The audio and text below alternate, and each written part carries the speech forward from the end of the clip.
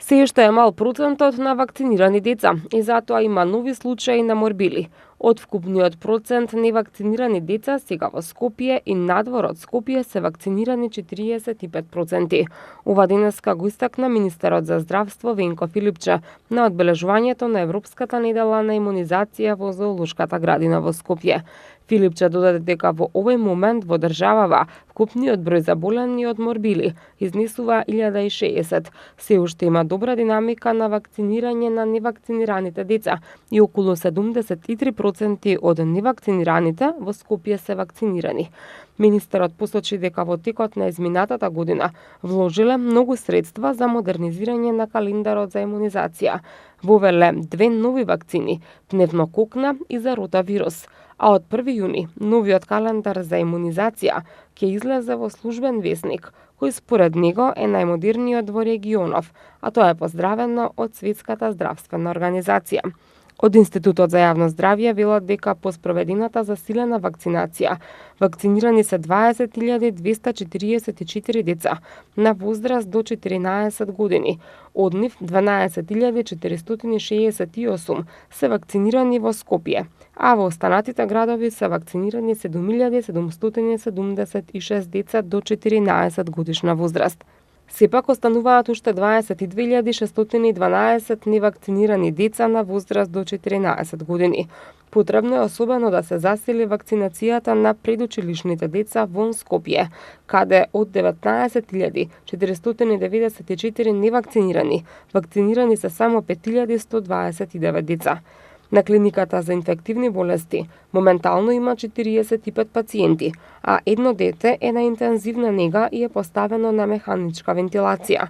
Од институтот посочуваат дека имајќи го предвид се уште големиот број на осетливо население кај децата до 14 годишна возраст, големиот број на градови каде се регистрирани случаи на мали сипаници, како и раздвиженоста на населението, постои голема веројатност за натамошно ширење на епидемијата во наредниот период и во други градови во кои досега немало регистрирано случаи. Од вкупниот број регистрирани, 79 случаи се од Скопје, а останатите 42 се од 8 други градови во Македонија. Во обид да се стимулира населението позитивно да одговори на задолжителната имунизација кај децата. Ригорозните мерки кои се споменуваа на почетокот на годинава се очекува наскоро да стапат на сила.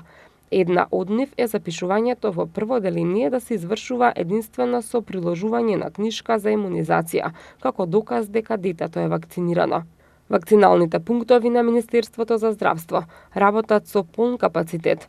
При нашата посета на поликлиниката Јане Санденски разговаравме со доктор-специјалист Даниела Марковска, која одговорно тврди дека вакцините се безбедни и ги охрабрува родителите да ја извршат задолжителната обврска за имунизација на своите деца. Ниедна вакцина не е спорна, значи оваа вакцина е нормална вакцина која што е ставена во календарот за имунизација со цел да се заштитат децата и да се превенираат заразните болести, односно морбилите.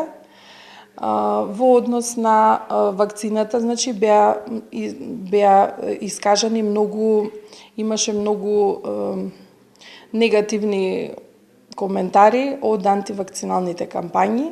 Јас одговорно тврдам дека сето тоа нема никаква подлога, односно дека вакцината е безбедна, вакцината е ефикасна, вакцината штити од заразното заболување. Несакани дејства нема, вакцината е безбедна, вакцините може да предизвикуваат, како и секои други вакцини, значи покачена температура, меѓутоа сето тоа е незначително во однос на огромниот бенефит кој што го има вакцината по здравјето. Доктор Марковска нагласува дека е забележан висок процент на вакцинирани деца во руралните општини за сметка на урбаните, каде што родителите категорично се досега одбивале да ги вакцинираат децата.